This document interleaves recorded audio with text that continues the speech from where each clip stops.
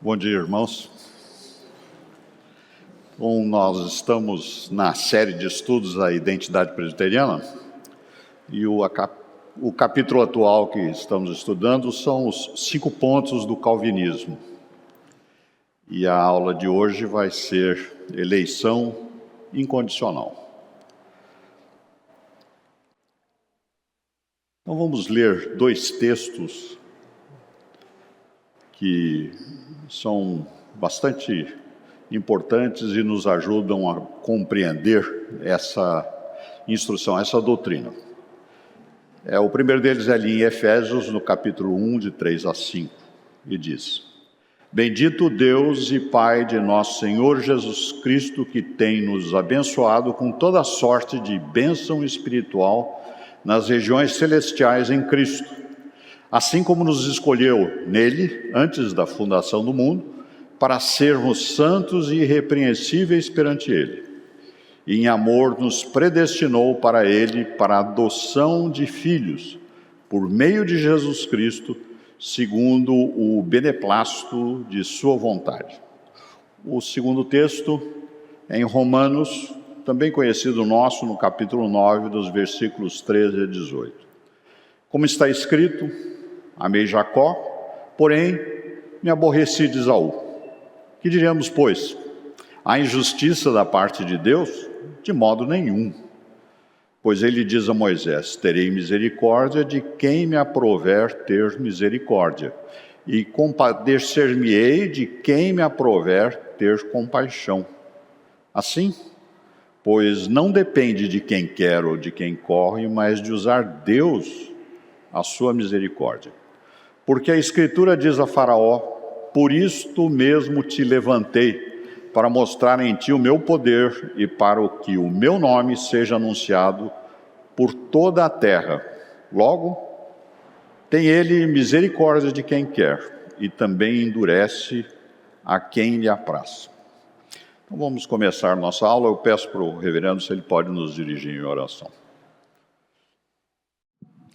Pai Santo, Deus bendito, nós te louvamos pela tua santa palavra, te louvamos porque dela, ó Pai, vem a verdadeira doutrina que nós precisamos para que nós creiamos corretamente na obra que o Senhor efetuou, iniciando na eternidade e consumando-se na cruz e aplicada em nossa vida. Ajuda-nos, Pai, a entendermos a tua doutrina, a tua santa palavra, temas por vezes altos para nós, mas que pela iluminação do Teu Santo Espírito podemos compreender. Usa o Teu servo como instrumento nas Tuas mãos para nos entregar a Tua mensagem. É o que nós pedimos em nome de Jesus. Amém.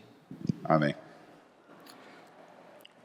Então, irmãos, nós estamos nos 5 pontos do calvinismo que, como foi já digamos, trazido pelo seminarista Tiago, esse acróstico tulipa, é relativamente recente, mas ele expressa bem uma posição da época da Reforma, e que são esses 5 pontos relacionados com a disputa que se teve lá em Dort, na Holanda, lá pelo início do século XVII, que era o ressurgimento da eleição condicional, que nós vamos ver um pouco mais adiante. Então, o que foi visto, a primeira introdução, na aula alguns domingos atrás, aí domingo passado vimos a depravação total, hoje eleição incondicional, no próximo domingo, se Deus permitir, expiação limitada, em seguida graça irresistível e perseverança dos santos. Como nós vimos e como ocorreu no domingo passado, na explanação sobre a depravação total, que também pode ser descrita como corrupção total, a eleição incondicional também pode ser descrita como eleição soberana de Deus. Então, a eleição incondicional ou eleição soberana de Deus, e também da minha preferência, eu vejo a eleição soberana de Deus como sendo uma forma que me faz, é mais fácil de eu compreender toda essa doutrina que tem muita extensão e muitos reflexos em todo o plano de Deus referente à criação e a nós. Então a eleição, ou seja, a eleição divina, como nós vemos em vários textos bíblicos, ela tem base bíblica, não é debatido isso. Aliás, é interessante porque ela é reconhecida no sentido em todo o cristianismo. Nos diversos, aí cristianismo lato sensu que eu estou comentando, né? Por exemplo, no romanismo, sim, reconhece a eleição divina. No grupo do cristão grego-ortodoxo reconhecem isso. No protestantismo em geral, não há grupo algum que questione a doutrina que existe eleição, e sejam os nossos irmãos metodistas, que são os defensores, ou são que se posicionam com mais clareza na condição da eleição condicional arminiana, seja os nossos irmãos pentecostais, que também adotam usualmente essa posição, e também nos grupos que se dividem, sejam eles batistas, luteranos, que tem grupos que são favoráveis a uma posição e de outra, e também nós, reformados, calvinistas, presbiterianos, que adotamos a posição aí com mais clareza da eleição incondicional.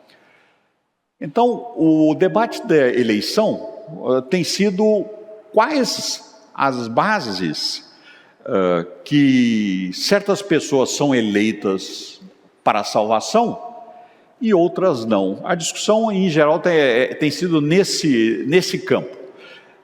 E o que nós conhecemos é que são 3 os pontos de vista principais que tratam desse assunto. E a eleição, o primeiro deles é uma posição chamada de eleição merecida, o outro é eleição condicional, e o terceiro que é eleição incondicional.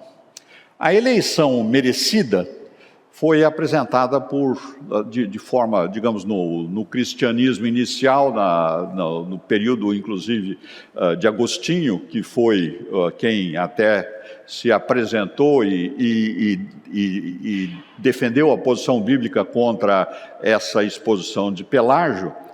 Ele expôs a ideia que Deus elege uma pessoa com base no mérito, na justiça da pessoa. Deus elege aquele que é bom.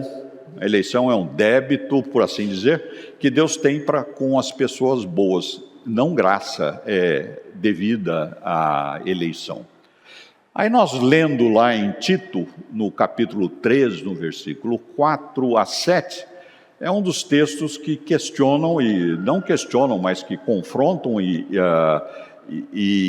inviabilizam essa proposição. Diz lá: quando, porém, se manifestou a benignidade de Deus, nosso Salvador, e o seu amor para com todos, não por obras de justiça praticadas por nós. Aí essa frase é absolutamente clara: não por obras praticadas por nós, mas segundo a sua misericórdia, ele nos salvou mediante o lavar regenerador e renovador do Espírito Santo, que ele derramou sobre nós ricamente por meio de Jesus Cristo, nosso Salvador, a fim de que, justificados por graça, nos tornemos seus herdeiros segundo a esperança da vida eterna. Assim, o pelagianismo está em oposição ao ensino bíblico e, aliás, como já foi claramente comentado na aula sobre depravação total no domingo passado. E não é o caso de nós nos estendermos em mais análise a respeito do tema. Então, nós devemos ir para a segunda tese ou hipótese, nesse caso, creio que é mais hipótese do que tese, a eleição condicional. O romanismo afirma desde o Concílio de Trento, isso em 1545 a 1563, esse concílio foi um concílio extenso de 18 anos, como nós vemos aí, que tratou de estabelecer um sistema teológico que pudessem confrontar a reforma baseada em texto bíblico. Então foi um extensíssimo concílio e foi, como os irmãos devem saber, foi basicamente sustentado por Carlos V e depois os seus sucessores, que era o imperador do Sacro Império Romano, alemão romano, que era a grande potência política e econômica na Europa naquela ocasião. Neste concílio tem vários cânons, como eles dizem, que são as afirmações, que tratam da defesa da posição romana, e que nós vamos ver dois que são mais, vamos dizer assim, são mais claros nessa questão. E, aliás, eu até coloquei em negrito os elementos para nós falarmos de uma maneira síntese, porque no meio do cânon ou da afirmação existem certas justificativas que, numa leitura, vamos dizer assim, direta, pode criar um pouco de dificuldade para a compreensão. Então, olhando somente em negrito, diz lá: se alguém disser que o livre arbítrio do homem em nada coopera para se preparar e se dispor a receber a graça da justificação, mas se porta como coisa inanimada, perfeitamente inativa e meramente passiva, seja anátema, excomungado. Ou seja, aqui nega a condição de depravação total. Então, essa é um primeiro ponto bastante claro. E aí eles têm as justificativas intermediárias ali, que, digamos, agora eu creio que nos ajuda. Aí eles dizem lá, por exemplo, que movidos e excitados por Deus, ou seja, a pessoa é movida, é excitada por Deus, ela não é transformada, ela é, por assim dizer, digamos, Deus a alcança de alguma maneira, mas não a transforma. Posto que ele, a pessoa objeto dessa excitação divina, consinta em que Deus o excite e o chame, ou seja, é necessária a permissão da pessoa para que Deus atue sobre ele. E que ele não pode, aí ele vem, digamos, na posição que nós vamos ver, bíblica e calvinista, e que ele não pode discordar mesmo se quiser. Ou seja, aqui se propõe que a pessoa humana pode discordar de Deus. E aí vem a conclusão. Então esse é o primeiro tema, onde já nessa daí deixa bastante claro que a igreja, que digamos o romanismo é um defensor da eleição condicional. Existe um outro, o cânon seguinte também, que fala a respeito da queda do homem e da condição da perda do arbítrio que Adão e Eva tinham quando ainda no jardim do Éden, ou seja, antes do pecado. Então, se alguém disser que o livre-arbítrio do homem depois do pecado de Adão se perdeu, seja anátema. Aí a justificativa, ou se extinguiu, ou que é coisa só de título, ou antes sem realidade, enfim, uma ficção introduzida na igreja por Satanás, ou seja, fazem alguns comentários, mas confirma duas coisas. Primeiro, que é necessário que o homem permita que Deus atue sobre ele, e o segundo, que o homem, mesmo depois da queda, tem arbítrio para distinguir e poder decidir a respeito do bem ou mal. Então, a igreja romana, o romanismo, ele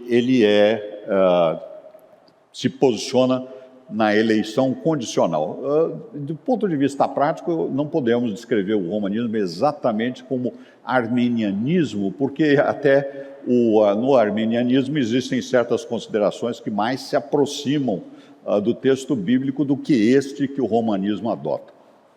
Então, na eleição condicional, os arminianos ensinam, ou pelo menos defendem, que Deus elege aqueles que Deus previu que creriam em Cristo para a salvação. E embora as pessoas sejam depravadas, o arminianismo reconhece que há depravação, existe um comprometimento do livre-arbítrio, todavia ainda haver livre-arbítrio. Aí ele diz lá, exercendo o seu livre-arbítrio que ainda remanesce, elas podem satisfazer a exigência de Deus e crer em Jesus Cristo para a salvação. Então essa é a posição sintética arminiana.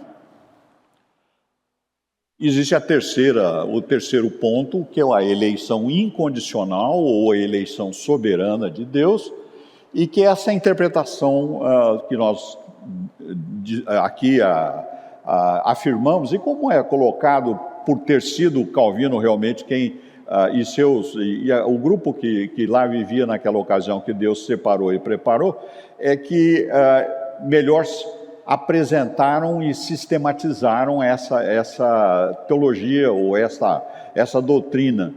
Então, mas ela é bíblica, efetivamente não é, digamos, não foi uma criação de uma doutrina, de uma teologia.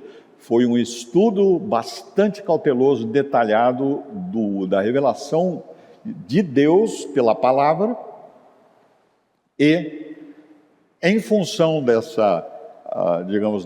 desse ouvir do Espírito Santo por parte de todos esses homens daquela época, se estabeleceu um sistema doutrinário. Aliás, como a nossa própria Confissão de Fé de Westminster, que nós adotamos, também foi um sistema estabelecido por homens, mas homens que ouviram e estudaram a palavra de Deus.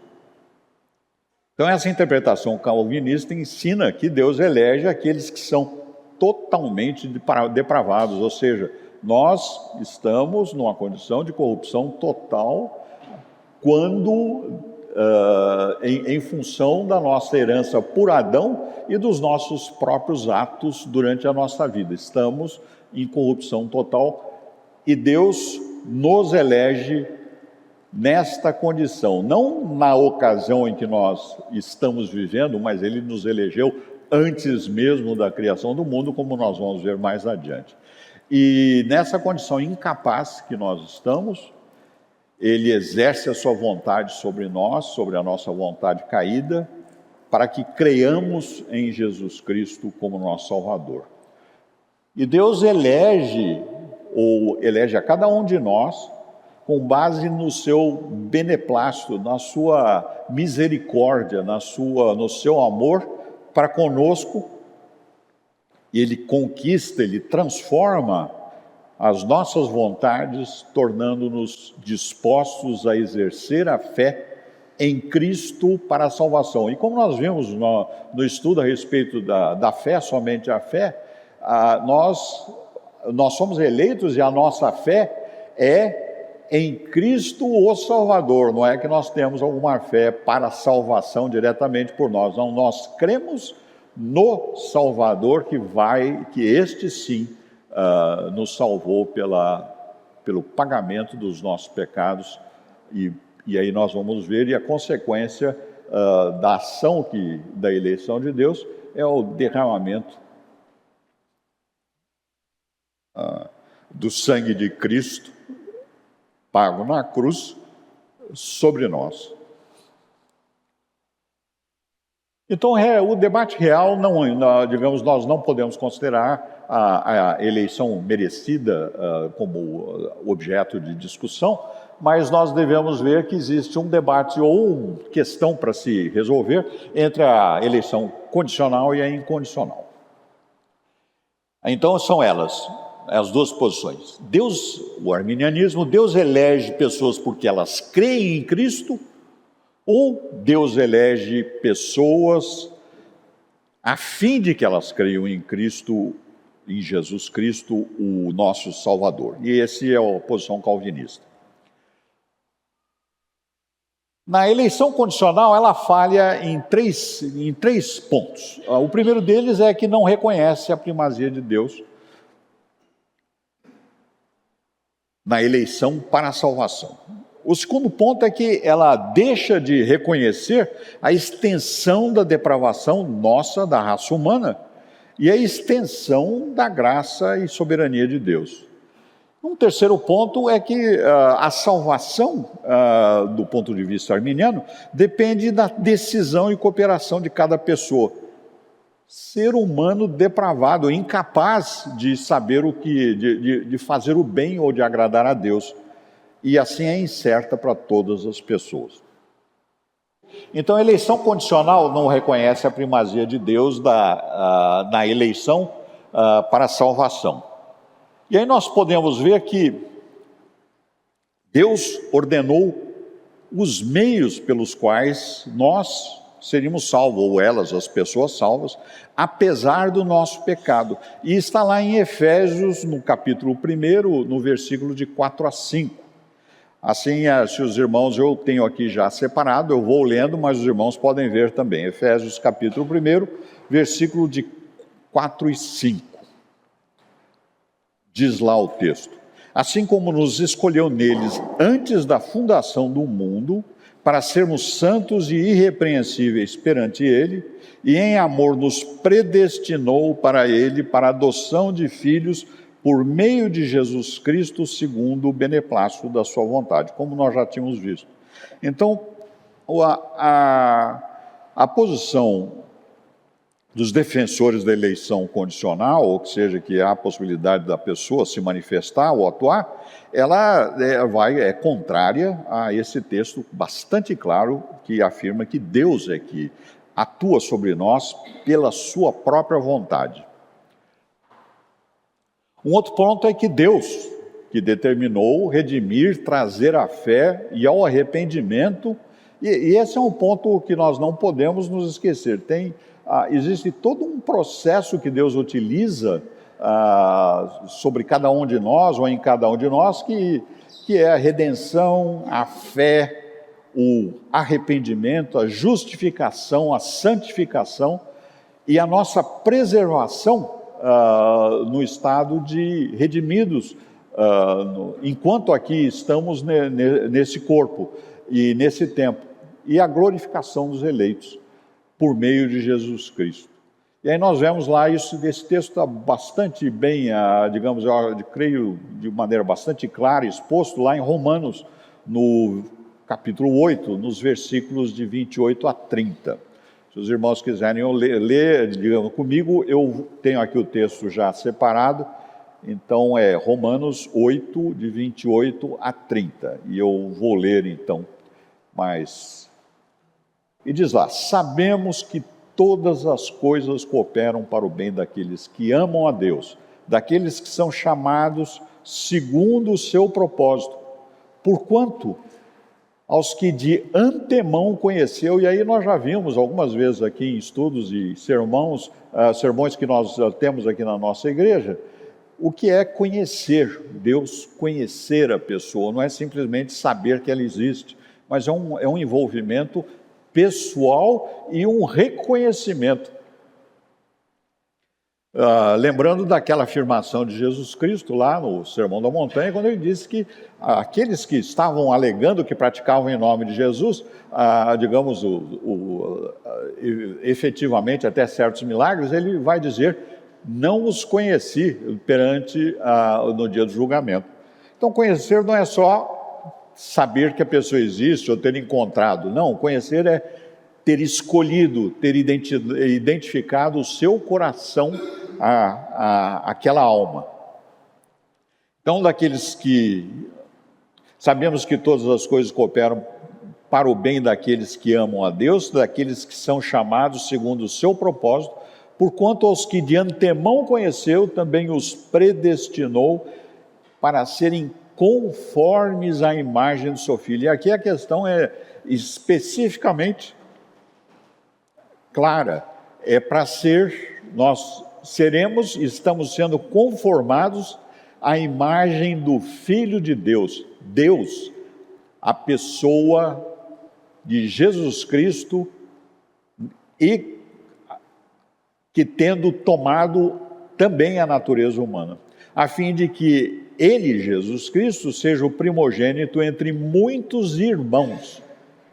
E aos que predestinou, a esses também chamou, e aos que chamou, a esses também justificou, e aos que justificou também glorificou. E aí a leitura interessante vai até o versículo 39 desse texto, e nós temos outros lá em 2 Tessalonicenses que tratam também desse tema, em 2 Timóteo também, afora outros locais que nós podemos estudar essa questão. Um terceiro item nesta questão é que Deus determinou deixar outras pessoas persistirem na incredulidade e assim perecerem em seus pecados. Um texto que, digamos, nos afirma e informa sobre isso é lá em Romanos capítulo 9, os versículos de 15 a 18. Então, se os irmãos quiserem continuar olhando, eu tenho o texto já transcrito aqui, vou ler 9, 15 a 18. Pois ele diz a Moisés, aliás, nós já lemos aí esse texto. Pois ele diz a Moisés, terei misericórdia de quem me aprover ter misericórdia, e compadecer-me-ei de quem me aprover ter compaixão. Assim, pois, não depende de quem quer ou de quem corre, mas de usar Deus a sua misericórdia. Porque a Escritura diz a Faraó, para isto mesmo te levantei, para mostrar em ti o meu poder e para que o meu nome seja anunciado por toda a terra. Logo, ele, Deus, tem misericórdia de quem quer e também endurece a quem lhe apraz. E toda a leitura do capítulo 9 nos instrui a respeito disso. E neste item, Deus não escolheu os eleitos por causa de qualquer bondade intrínseca deles em nós, ou porque sabia que um dia eles ou nós creríamos.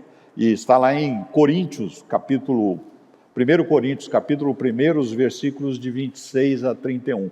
E irmãos, eu optei por fazer uma série de leituras de textos bíblicos, porque a doutrina que nós adotamos, nós cristãos reformados, calvinistas, presbiterianos, ela é absolutamente, exclusivamente baseada e sustentada em textos bíblicos. Então, para nós estudarmos aqui essas questões, a sustentação dos textos são essencial. Então diz lá em Romanos, lá em Coríntios, no capítulo 1, 26 a 31. Irmãos, reparai, pois, na vossa vocação, visto que não foram chamados muitos sábios segundo a carne, nem muitos poderosos, nem muitos de nobre nascimento. Pelo contrário, Deus escolheu as coisas loucas do mundo para envergonhar os sábios e escolheu as coisas fracas do mundo para envergonhar os fortes. E Deus escolheu as coisas humildes do mundo e as desprezadas e aquelas que não são, para reduzir a nada as que são, a fim de que ninguém se vanglorie na presença de Deus, mas vós sois dele em Cristo Jesus, o qual se tornou da parte de Deus sabedoria e justiça e santificação e redenção, para que, como está escrito, aquele que se glorie, glorie-se no Senhor.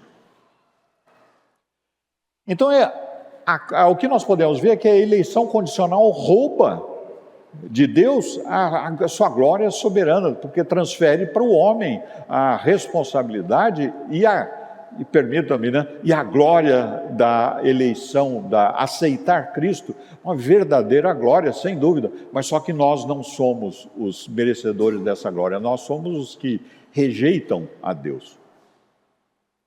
Então, vemos que na Bíblia, nós aprendemos que nós, aliás, na Bíblia e perante a nossa consciência, nós somos depravados, somos mortos. A nossa salvação não pode, de maneira alguma, vir se originar de nós mesmos. E como diz lá em Efésios, no capítulo 2, versículo 1, Ele, Deus, vos deu vida, estando vós mortos dos vossos delitos e pecados. O Spurgeon, digamos, em uma das suas obras, diz lá, a palavra de Deus, aprendo que a condenação pertence ao homem completamente, e que a salvação ocorre tão somente pela graça, do começo ao fim. E aquele que perece, escolhe perecer, mas o salvo é salvo porque Deus escolheu salvá-lo. Então, nós vemos lá que toda a glória da salvação é de Deus, toda a culpa da condenação é do homem. Então, seguindo agora para o terceiro item, nós vemos que a eleição condicional depende, diz os defensores da eleição condicional, depende da decisão e cooperação de cada pessoa, ser humano depravado. Portanto, ela é incerta para todos. E também o nosso irmão na fé, o Riley, ele afirma: o crente, ou seja, nós conhecemos o nosso próprio coração e sempre bendiremos a Deus porque Ele nos elege. Nosso coração, pecador, rebelde, e que sabemos lá que nem nós mesmos conhecemos a extensão da maldade ou da corrupção que o nosso coração pode ter, nós dependemos, graças a Deus, do nosso Senhor. A eleição incondicional, por outro lado, ela leva à vida os pecadores que por si jamais seriam salvos. E a nossa salvação nós temos como certa e revelada, que é por um só Salvador suficiente e perfeito, Jesus Cristo. Então a salvação é certa e segura para todos os eleitos de Deus, porque nós estamos sendo salvos por Deus mesmo e pelo sacrifício de Deus na pessoa do seu Filho Jesus. Então, seguindo, o que nós aprendemos nos textos bíblicos, que a eleição incondicional que Deus estabeleceu no seu plano, ela se estende por mais aspectos da nossa vida espiritual. E nós, irmãos, a eleição incondicional é apresentada em diversas passagens no texto bíblico. O capítulo 8 e 9 de Romanos é muito esclarecedor, como o capítulo 1 de Efésios, mas como nós estamos afirmando, ou pelo menos apresentando aqui, a Bíblia ensina mais coisas a respeito da eleição soberana por Deus para cada um de nós ou de cada um de nós. E ela que para Deus escolhe os pecadores, ou seja, nós, para a santidade. Esse é um aspecto bastante interessante, e agora Ele nos escolhe para a santidade por o processo de, eu vou usar um sinônimo, de aperfeiçoamento espiritual, e aí é um ponto que nós vamos ver um pouquinho mais adiante. Esse é um processo diferente da conversão, da transformação, da nossa consciência de aceitar, de sermos salvos, digamos, como Jesus chamava lá, o novo nascimento chamou, esse ocorre, digamos, singularmente. A santificação é um processo de crescimento por obra do Espírito Santo em cada um de nós durante a nossa vida aqui terrena. Então, a santidade, Deus nos escolhe para sermos santificados ou para crescermos em santificação por meio da obra do Espírito em cada um de nós. Deus também nos escolhe, e é um ponto interessante, para a obediência e a aspersão do sangue de Cristo. Aí, vamos lembrar, a aspersão do sangue é relacionado com aquilo que aconteceu lá no Sinai, quando houve a primeira comemoração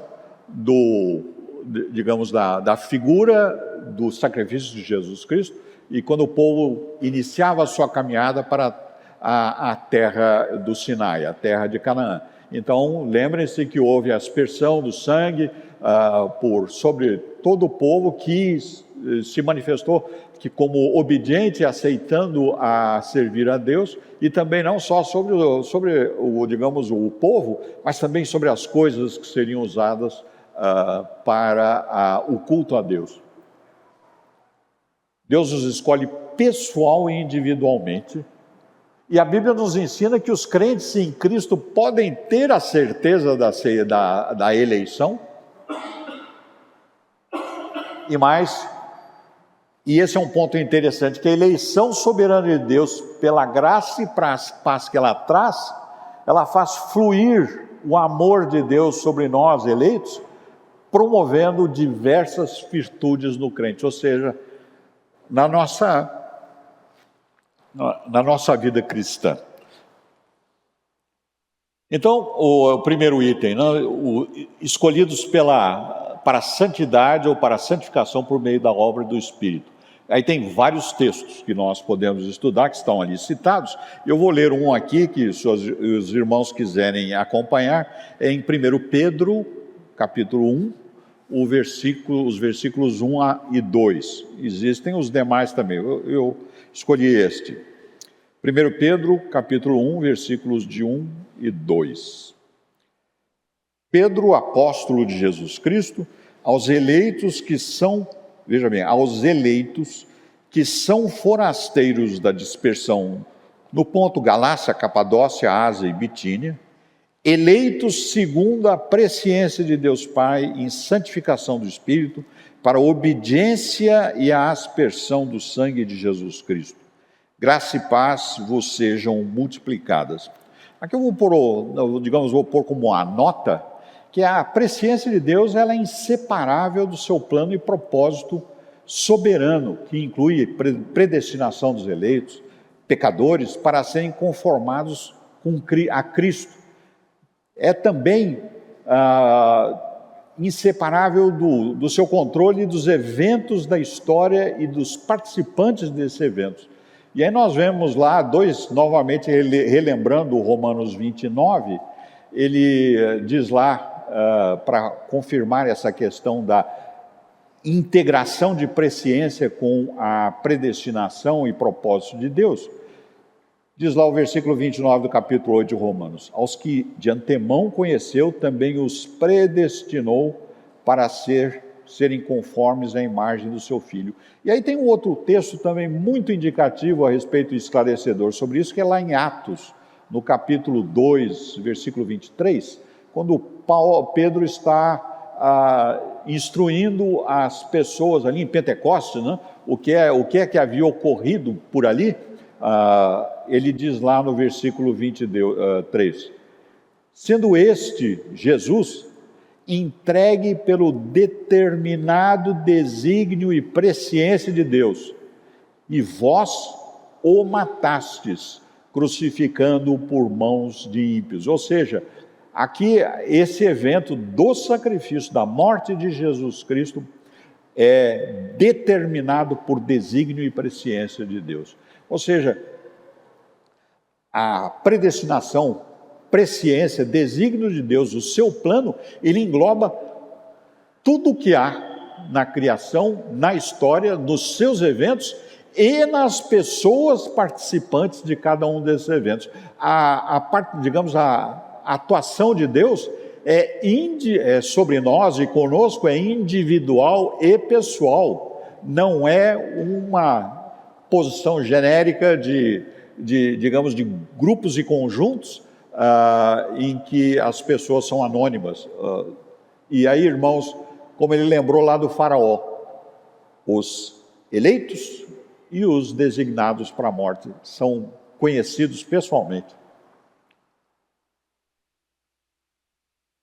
E aí essa condição da santificação, porque por meio do Espírito ele realiza a obra de santificação naqueles que elege, pessoas depravadas, pecaminosas, que não podem, aí é bastante relevante lembrarmos, um pecador, um depravado, não pode estar na presença de Deus sem ser consumado pela perfeição divina. Isso vamos dizer, não é que não é possível, isso não há como ocorrer.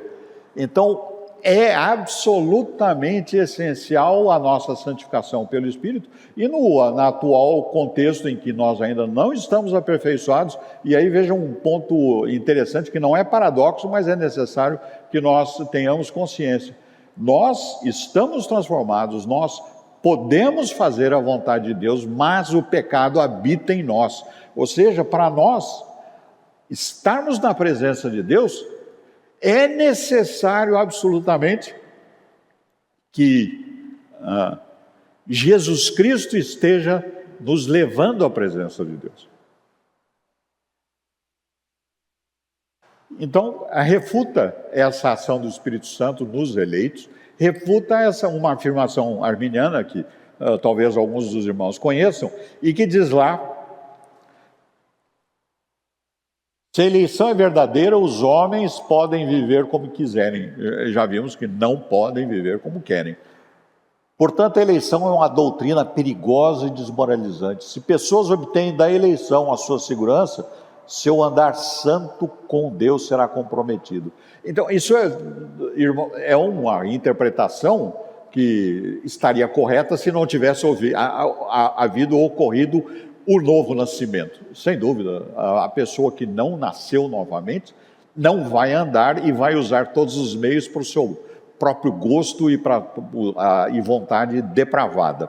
Então, mas não é isso que ocorre. Nós estamos sendo santificados pelo Espírito Divino, pessoa da Trindade, o Espírito Santo.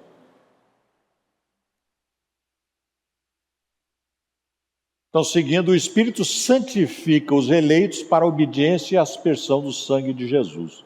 Aí está lá, digamos, como nós vimos em 1 Pedro, versículo 1, na segunda parte do 2, no capítulo 1. E foram escolhidos para terem a obra e os benefícios de Cristo aplicados neles, em nós, e vivermos em obediência a Deus. Então, nós...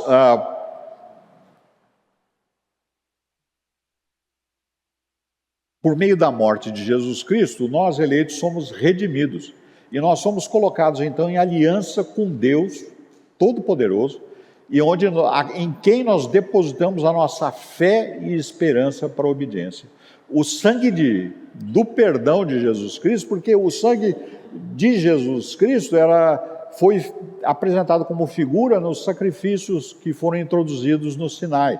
Então aquele lá era uma figura, era um modelo para que as pessoas aprendessem, como diz, e lá em Levíticos também, como pelo sangue corre a vida, somente com o sangue se pode pagar a vida perdida. E é o que Jesus fez por cada um de nós. Então o sangue de Jesus na cruz nos é aspergido como foi sobre o povo de Israel. Só que a condição que nós vivemos agora como aspergidos pelo sangue de Jesus na cruz, ela não é figura. Ela efetivamente é o fato e o evento redentor.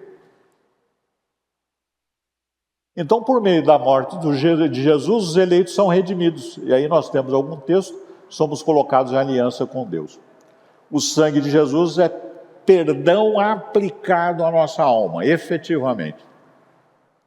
Isso é fruto da eleição graciosa de Jesus. Então, a questão da eleição soberana de Deus, ela tem uma série de consequências, e não que somente a eleição para crer em Jesus Cristo não fosse uma graça extraordinariamente boa, mas ela é muito mais extensa do que a pretensão de se restringir a eleição incondicional somente à escolha para crer em Jesus Cristo. Tem diversos efeitos que Deus estabeleceu no seu plano e revela para nós na Escritura.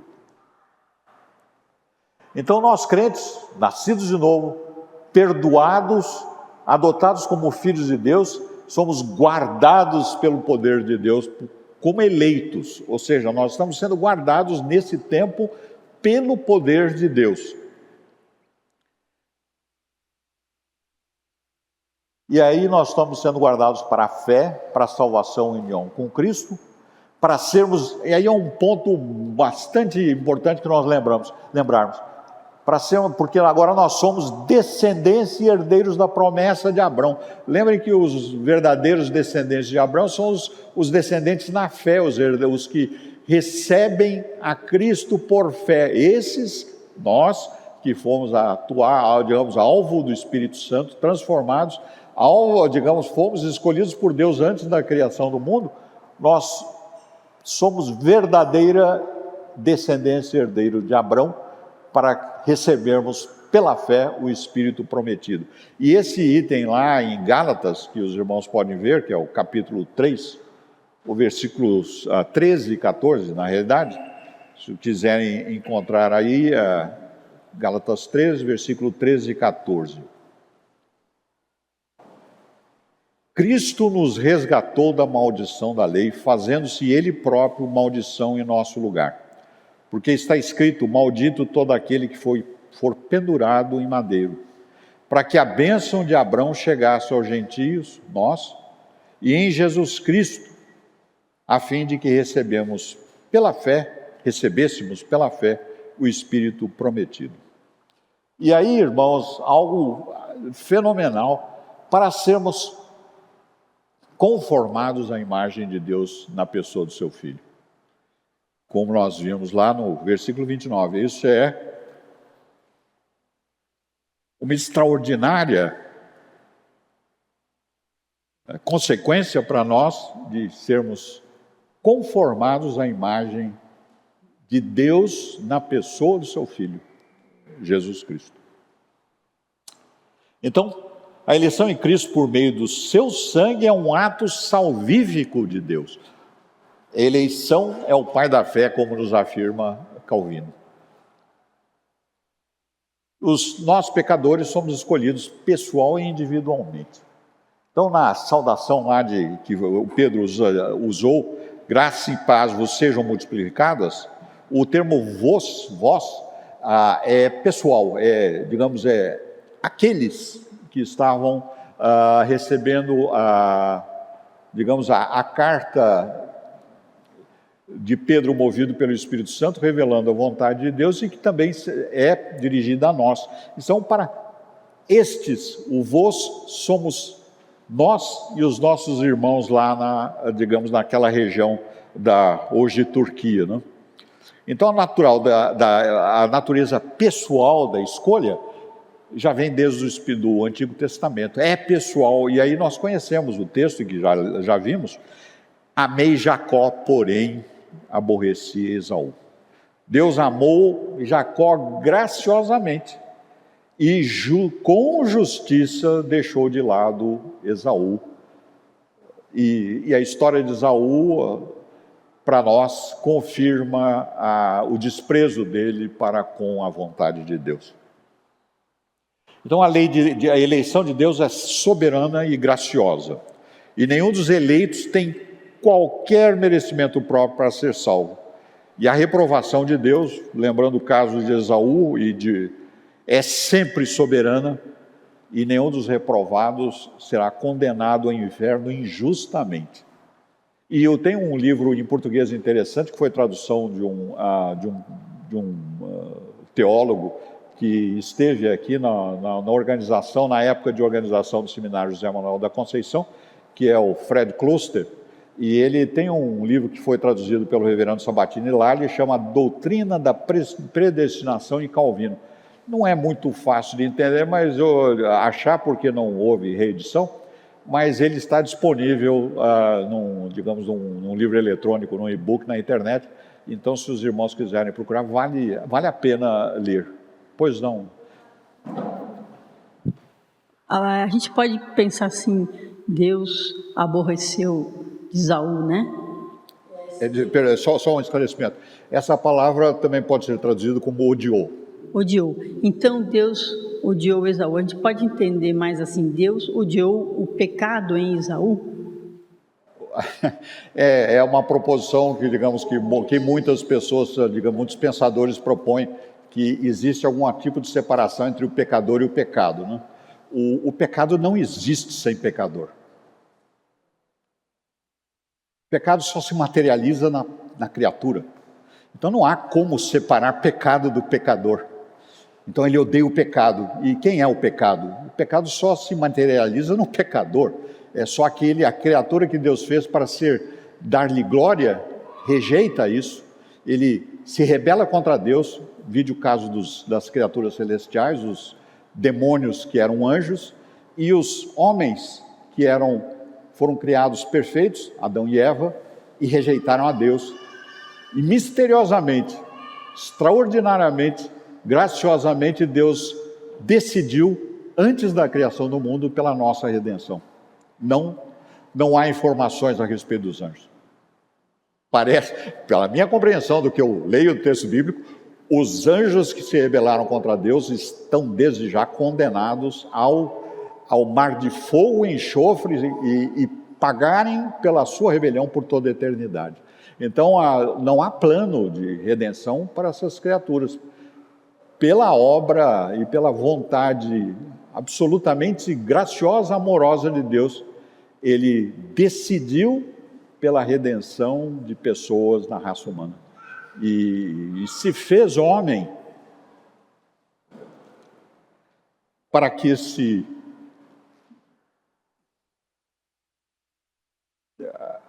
aliás, tem até dificuldade para poder comentar, né? Para que esse evento, essa extraordinária situação, ela se materializasse através de Jesus Cristo, que se fez homem, cumpriu a sua vontade, deu a sua vida e nos redimiu.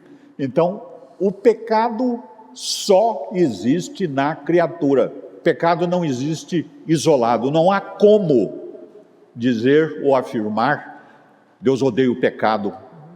O pecado não é, no sentido, ele não tem existência sem a pessoa. Não é que nem a morte. Aí é a morte viva, né? A morte em existência. O ser humano não vai... Deus criou a criatura celestial e a criatura humana para a existência eterna.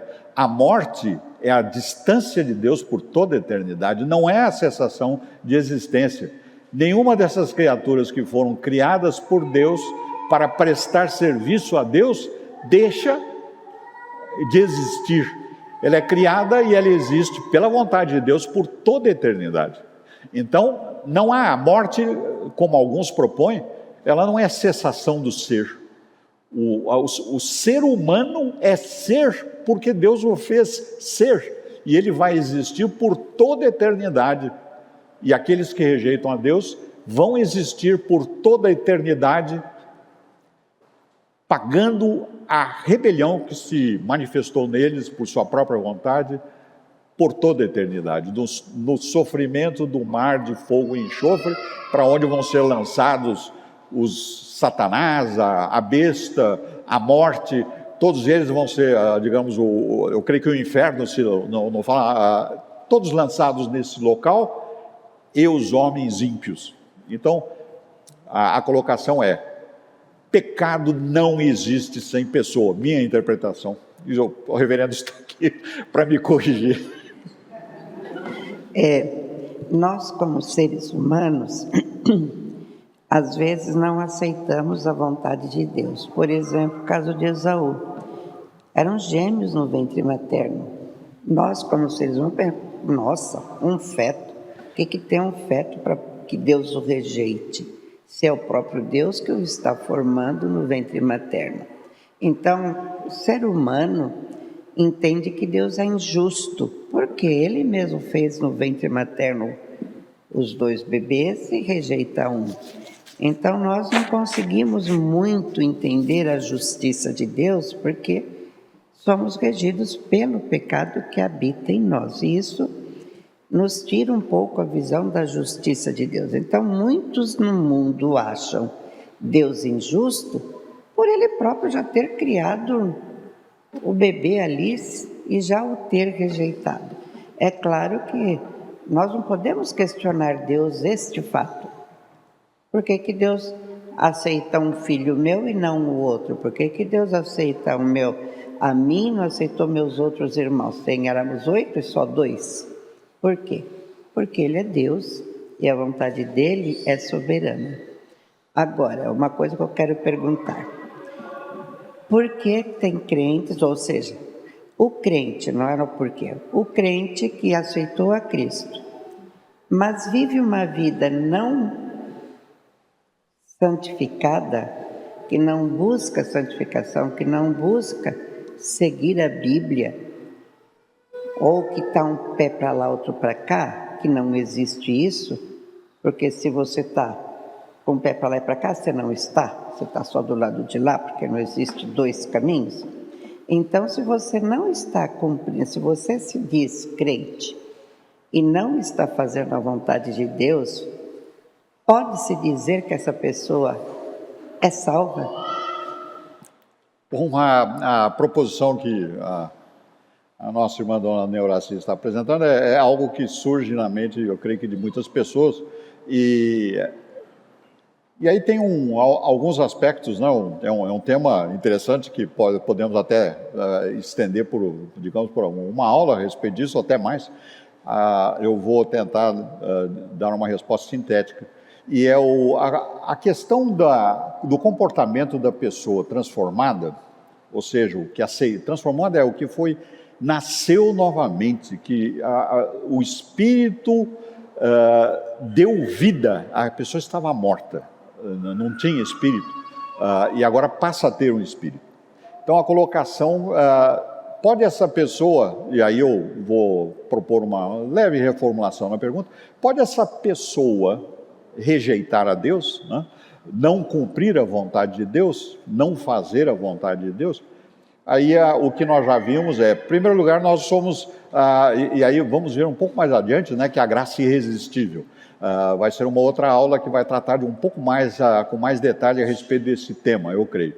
A colocação é que, não, nós não podemos resistir à graça de Deus, nós efetivamente temos o desejo de fazer a vontade de Deus agora, estamos contaminados pelo pecado, então desobedecemos, como Paulo dizia, não sei, digamos, não é a vontade que eu quero, mas isso eu faço, contrário à vontade de Deus. Então é possível sim, e nós sabemos pessoalmente, individualmente, que nós pecamos contra Deus, e aí eu falo de experiência pessoal, mas eu creio que se estende a todos os irmãos, e nos arrependemos de ter desobedecido a Deus, porque a nossa consciência é martelada pelo Espírito Santo, e na lei de Deus vem à nossa mente, lembrando que desobedecemos.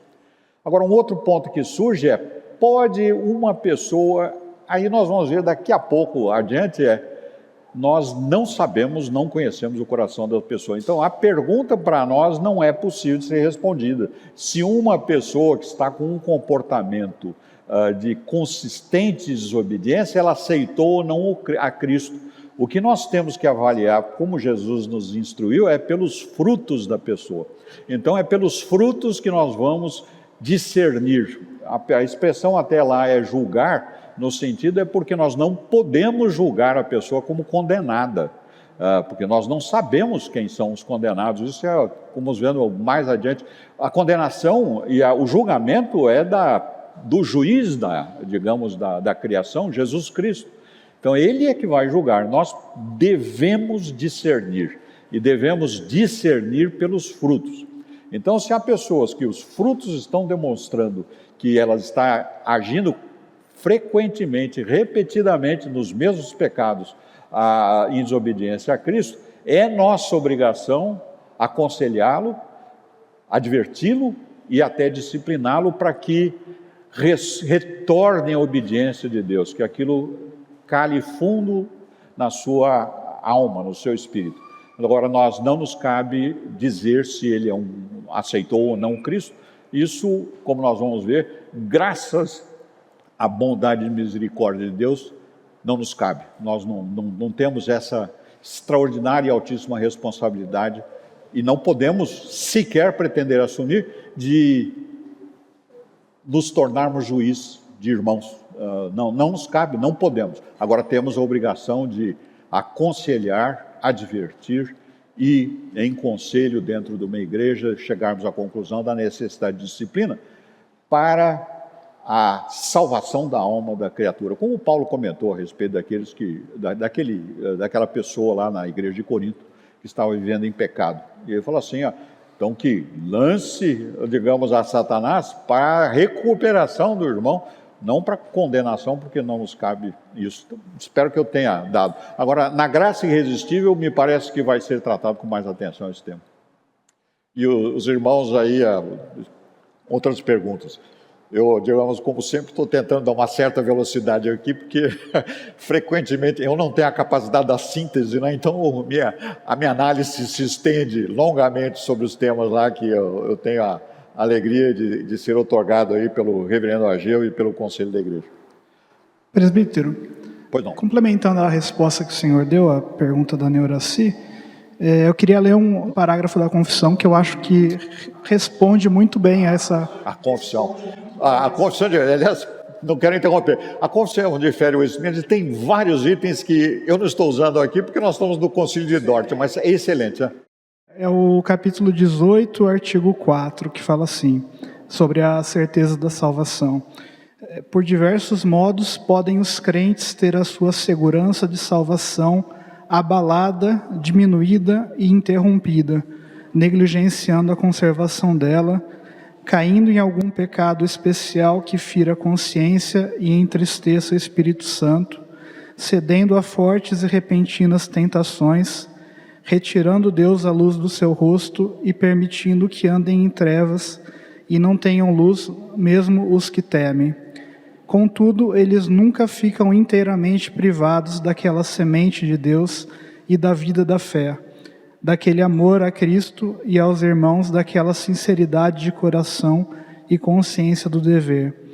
Dessas bênçãos, a certeza de salvação poderá no tempo próprio ser restaurada pela operação do Espírito, e por meio delas, eles não são, no entanto, suportados para não caírem no desespero absoluto. Então, mesmo o crente regenerado, ele pode cair em tentação e ter essa certeza da salvação abalada, mas mesmo assim ter a semente da fé guardada nele. Não só a semente, mas nós estamos tendo frutos da nossa vida. A semente desabrochou já, ela não é, digamos, não está só guardada. E isso ocorre.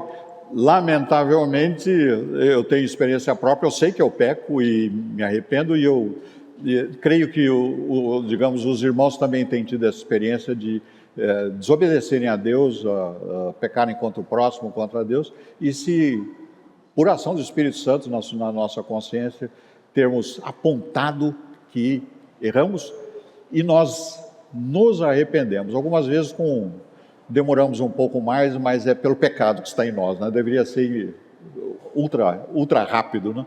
Mas muito obrigado pela contribuição. Então Deus, por meio da eleição, como nós estamos vendo aí, Ele assegura que os seus filhos são adotados na sua família. Agora nós somos filhos adotados de Deus, somos irmãos do primogênito, do eternamente gerado Filho de Deus, Jesus Cristo. E pertencemos a Ele, somos da família de Deus. E aí nós temos um conselho interessante lá em Pedro, né? Que é no 2 Pedro, versículo 1 a 10, e que algumas vezes é trazido como elemento para lançar dúvida sobre a eleição incondicional. E os irmãos podem ler lá, que eu tenho separado aqui, 2 Pedro, capítulo 1, versículo 10. Então diz lá Pedro nesse texto: por isso, irmãos, procurai com diligência cada vez maior confirmar vossa vocação, eleição, porquanto procedendo assim não tropeçareis em tempo algum. E aí, irmãos, muita cautela. O confirmar aqui não é verificar, como é o uso vulgar de hoje para confirmação. Confirmação é para ver se é isso mesmo. Não, confirmar que ele está dizendo aqui é para dar firmeza, é para firmar a nossa fé em Jesus Cristo e a nossa salvação. E aí foi o caso que talvez nós possamos dizer, né, que se aplica também na proposta, na dúvida ou na questão que foi apresentada pela dona Neuraci, é para nós não tropeçarmos. É necessário que nós prestemos muita atenção na nossa vida espiritual, procurando obediência à vontade de Deus para não tropeçarmos. Senão tropeçaremos e, pela ação do Espírito Santo, nos arrependeremos.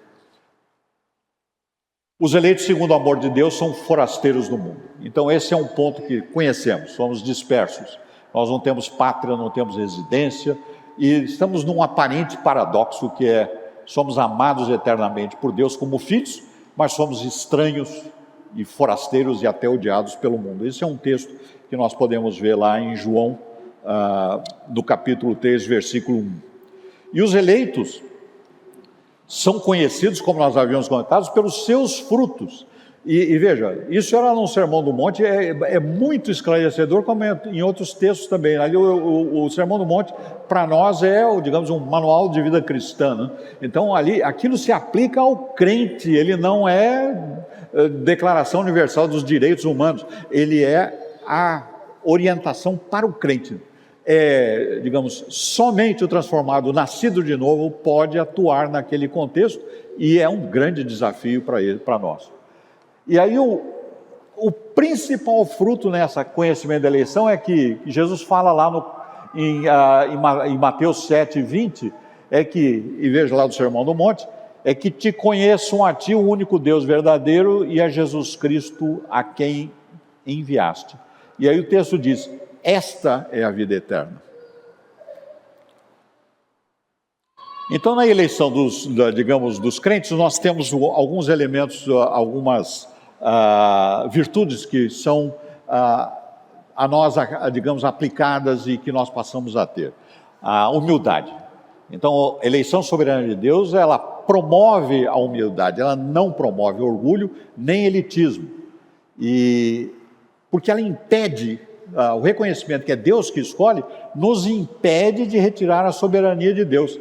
Nos faz reconhecer que Deus é Deus e nós somos servos, somos criaturas, fomos criados por Deus para servi-lo. E Deus, na sua eterna bondade e amor, nos fez seus filhos adotados. Deus não revelou aquilo que não é bom, digamos, é um ponto que nós estávamos há pouco tratando e que nós não podemos conhecer, aliás, como quem é eleito ou quem é reprovado. Lá eu sugiro que os irmãos leiam esse versículo 29 do capítulo 29, é um versículo que, digamos, que nos dá grande alegria. Nós temos aqui, Deus nos dá uma grande riqueza, que é a sua vontade revelada. E também, Tiago nos diz lá, que não é bom nós sabermos mesmo que o dia de amanhã, o que vai trazer, porque isso é da vontade de Deus. E nós, como ele registra lá, inspirado, movido pelo Espírito Santo, ele comenta que nós não sabemos o que sucederá amanhã, porque o que é a nossa vida? Nós somos apenas uma neblina que aparece para logo depois dissipar, e a pretensão de determinar o dia de amanhã ou controlar o dia da manhã é de Deus. E Deus ensina que nós não devemos nos ocupar com questões muito difíceis. O Salmo 131 é um inspirador esclarecimento sobre isso, e que os irmãos, eu vou até ler aqui que está separado. Senhor, não é soberbo o meu coração, nem altivo o meu olhar. Não ando à procura de grandes coisas, nem de coisas maravilhosas demais para mim. Pelo contrário, fiz calar a minha alma. Então, assim, isso, irmãos, é o que nós podemos, por graça do Espírito Santo, fazer, é que nós podemos exercer controle da nossa vontade, domínio próprio. O crente pode exercer domínio próprio, é graça do Espírito Santo. Nós podemos controlar o pecado que está em nós. Ou seja, aí diz lá, fiz calar e sossegar a minha alma, como a criança desmamada se aquieta nos braços de sua mãe. Como essa criança é a minha alma para comigo. Ou seja, ele fez calar a sua alma para não ser soberbo nem orgulhoso. E aqui nós estamos falando, digamos, dos nossos irmãos antes de Cristo. Espera, ó Israel, no Senhor, desde agora e para sempre. E a nossa humildade, a eleição incondicional nos torna humildes e nos faz entender que tudo que nós temos é por graça de Deus. E como diz lá em Pedro, no capítulo 1, no versículo 5, ele diz: sois guardados pelo poder de Deus, mediante a fé, para a salvação preparada para revelar-se no último tempo. Ou seja, nós estamos sendo guardados para coisas maiores e, permita-me, né, melhores ainda que nós temos desde hoje. Então, um calvinista, né, ele não pode se orgulhar.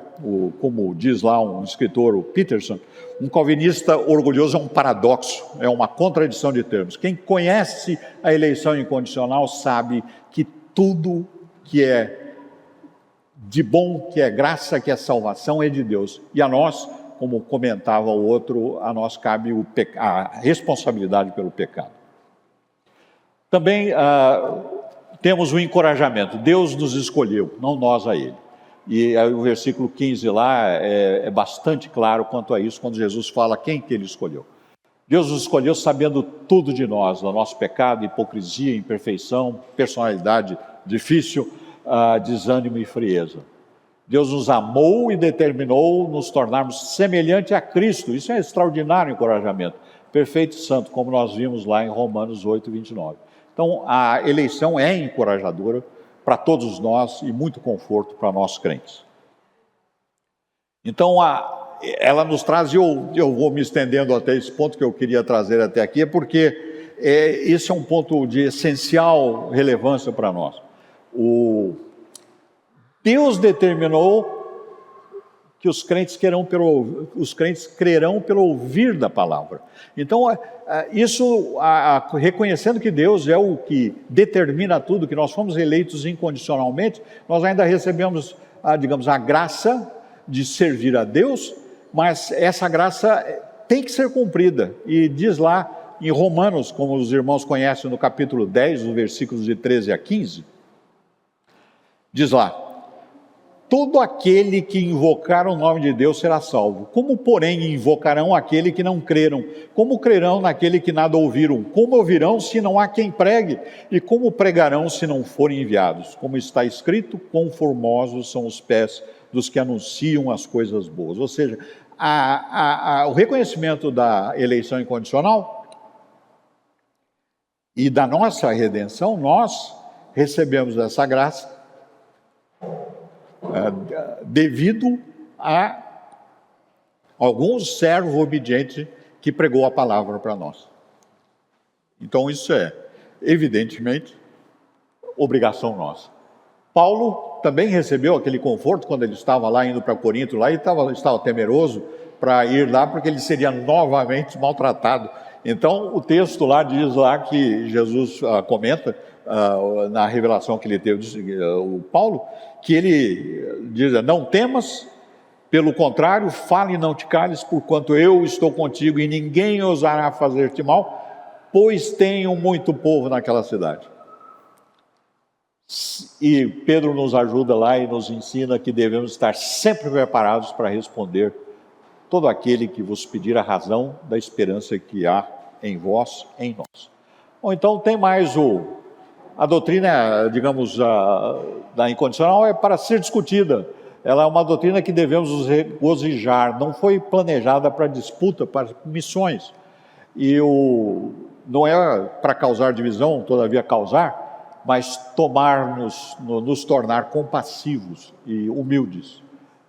E também é um ponto importante, a Bíblia, o ensino não é do homem. Ela promove orgulho, a humildade não orgulho, encoraja e não desanima, dá confiança na evangelização e não temor, que santifica e não corrompe, gera segurança e não presunção, dá glória a Deus e não a nós. E concluindo a frase de Calvino, o alvo da nossa eleição é mostrarmos a glória de Deus em todas as maneiras. Por quê? Porque dele, por meio dele e para ele são todas as coisas. A ele, pois, glória eternamente. Amém. Muito bem, irmãos, perdão essa correria final aqui. Alguma questão que gostariam de fazer? Existem uma série de referências que são muito boas, extensas, em português, e eu sugiro particularmente esse livro aí, que faz parte dos estudos aqui, Vivendo para a Glória de Deus, do Joel Bick, que é bem esclarecedor e acessível. Muito bem, então vamos encerrar a nossa aula de hoje. Eu vou pedir para o nosso irmão Vitor fazer uma oração para encerrar. Senhor, nosso Pai, nós te agradecemos pelo dom da eleição, agradecemos porque o Senhor nos elegeu graciosamente, sem que nós merecêssemos isso, sem haver nenhuma razão em nós mesmos, para sermos escolhidos, para sermos adotados por Ti, para fazer parte do Teu povo. Obrigado por tão grande salvação, Senhor. Nós te agradecemos especialmente por essa aula de escola dominical, que foi edificante para nós, e te pedimos, ó Senhor, nos ajude a viver, tendo em vista essa verdade que foi ensinada, Pai. Nos faz olhar para esse dom gratuito que o Senhor nos deu e a vivermos uma vida de gratidão a Ti, Senhor, não para ganharmos a nossa salvação, mas reconhecendo, ó Pai, que foi Cristo que fez tudo o que precisávamos e o Senhor nos escolheu pela Tua graciosa vontade, Senhor. Te pedimos para que, olhando para isso, nós vivamos uma vida que glorifique ao Senhor, vivemos uma vida que reflita essa obra que o Senhor fez em nós, que nós manifestemos frutos, ó Pai, que redundem, ó Pai, em maior glória para Ti, para o avanço do Teu reino, em um bom testemunho diante das pessoas que não conhecem a Ti, daquelas outras pessoas que o Senhor já elegeu, mas que ainda não foram chamadas eficazmente por Ti, ó Pai. Nos use, ó Pai, para trazer essas pessoas para Ti através do nosso testemunho. Te agradecemos por tudo que foi ensinado aqui. Te agradecemos porque o Senhor, de fato, nos edificou, nos instruiu, nos fez crescer no conhecimento da Tua palavra. Te pedimos para que o Senhor nos conduza agora em segurança aos nossos lares, esteja nos trazendo, ó Pai, à noite para cultuarmos a Ti. Nos faz, ó Senhor, nos deleitarmos no Senhor nesse dia, ó Pai, que o Senhor separou para cultuarmos ao Senhor, o Deus da nossa salvação. Em nome de Cristo Jesus que nós oramos. Amém. Amém.